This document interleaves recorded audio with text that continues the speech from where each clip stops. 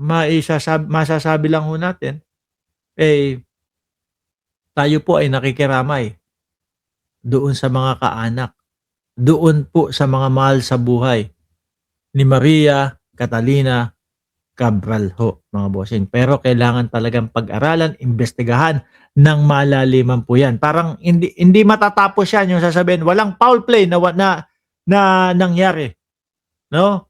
Siguro it takes a lot of time para masabi mo na okay na, wala na, clear. Walang bumanat sa kanya o walang tumulak sa kanya. Ngayon ho, mga bossing, eto na, painit po tayo ng painit doon kay Madriaga naman ho, mga kababayan. Ay nako, yung kay Madriaga naman ho, mga boss chipamo sir, nako eto, mukhang doon sa Quadcom 2.0.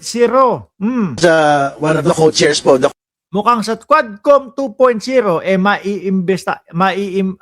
maiimbitahan po itong si Madriaga, mga bossing. Sana malaman ang real reason, no? Makikita at makikita, maiimbestigahan, mapag-aaralan naman 'yan eh. For sure yan, may mga lalabas na mga CCTV, etc. na magga-guide papunta doon sa katotohanan kung ano talaga yung nangyari doon kay Cabral ho. Ngayon, dumako ho tayo kay Madriaga, mga boss chipamo sir. Ito na po. I sit as one of the co-chairs po, the Quadcom. So pag-uusapan ho namin as co-chairs by January siguro, kung we will proceed with yung pong calls to look into the Madriaga affidavit. Siguro, Talagang magkakaroon ng Quadcom 2.0, ano? Talagang magkakaroon ng Quadcom 2.0. Naku po, araw-araw na naman po. Linggo-linggo na naman pong mainit ang mga ulo ng mga DDS, mga kababayan. Eh bakit kanyo? Ayaw na ayaw nila yan eh. Ayaw nila nung natatanong yung Vice Presidente, ayaw nila nung naiimbitahan yung kampo ni Vice Presidente upang sa ganun, eh malaman talaga ang katotohanan kung ano ba talaga ang nangyari doon sa pondo ng bayan. Ayaw nila ng ganyan. Ano po?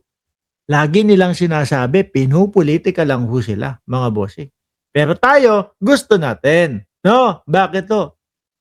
Kasi nakikita naman ho natin talaga eh.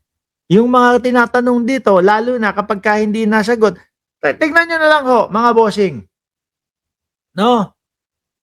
Yung pinatawag po, yung staff ng OBP at DepEd.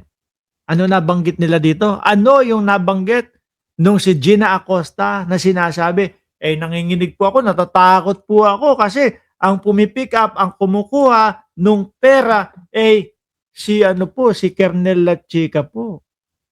Di ba?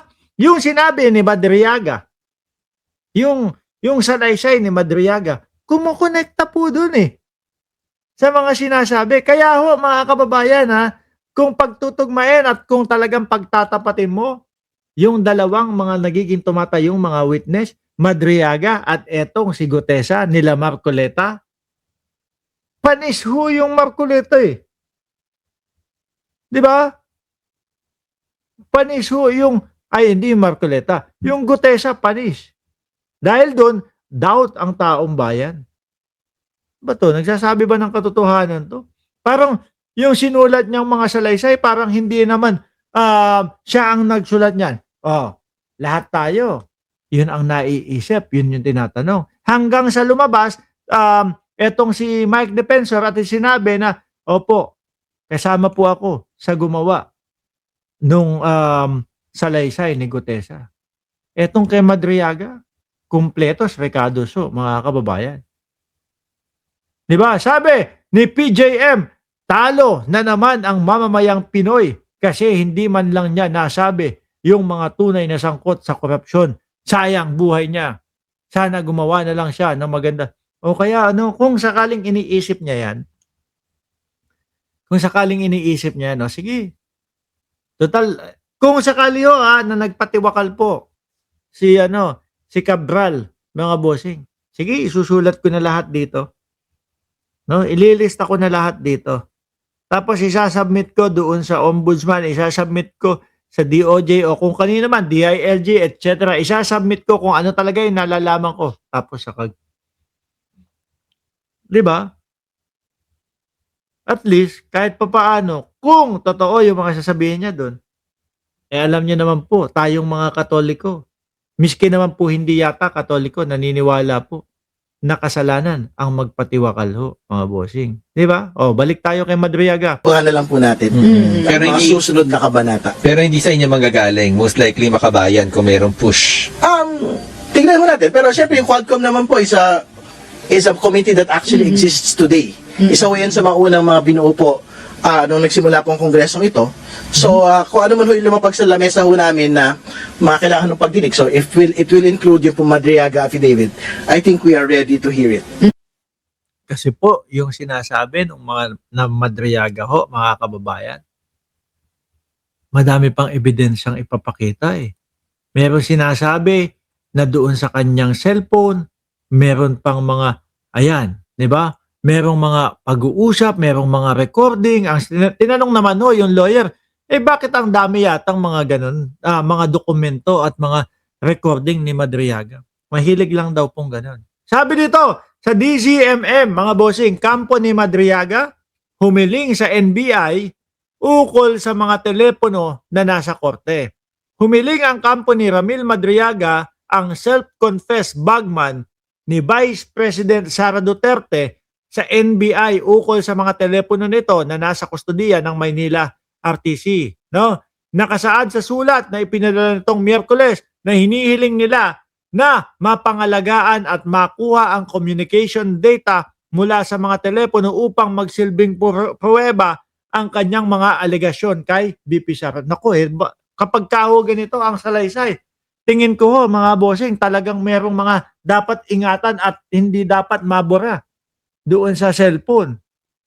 Di po ba? Sinigurado rin ng kampo ni Madriaga na hindi gagamitin ang mga telepono bilang depensa sa kanyang kasalukuyang kaso. Handa rin umano si Madriaga na isantabi ang kanyang data privacy rights ukol sa mga telepono. Biruin mo, all in, all out. Di ba? All out. Hindi kagaya nung sa gutesa nila, mga bossing. Wala. Sinabi lang, nasabi lang na, Martin Romualdez, sangkot dyan. Yun na yun. No, tapos alis na. Hindi na nagpakita. Eto, willing lahat to mga kababayan Nauna nang napaulat na nakunan ng litrato sa mga telepono ang pagdating ng mga Chinese military sa Bataan, pati ang mga pag-uusap sa pagitan ng Duterte at Madriaga. Grabe. May mga Chinese military na papasok sa Bataan, mga kababayan. Kaya gusto nilang paingatan yung cellphone para maging suporta doon sa kanyang mga sinasabi. Sandali. Bakit ganun? Parang pagtataksil na sa bayan yun